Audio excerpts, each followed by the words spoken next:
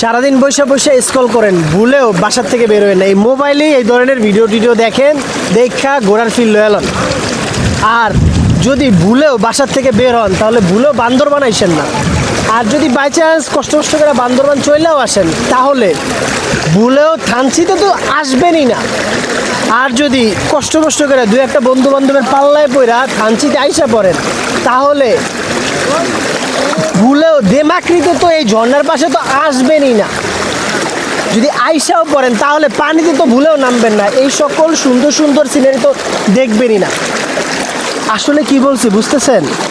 এইসব চিন্তা বাদ দিয়া পকেটে যদি টাকা পয়সা না থাকে, যে কোনো সমস্যা থাকে, এখনই বন্ধুবান্ধব লগে থাকুক না থাকুক বেরোয়া যান, বেরোয়া চইলা আসেন। এখন বলবেন ভাই মোবাইলে তো পুরো দুনিয়া দেখা যায়।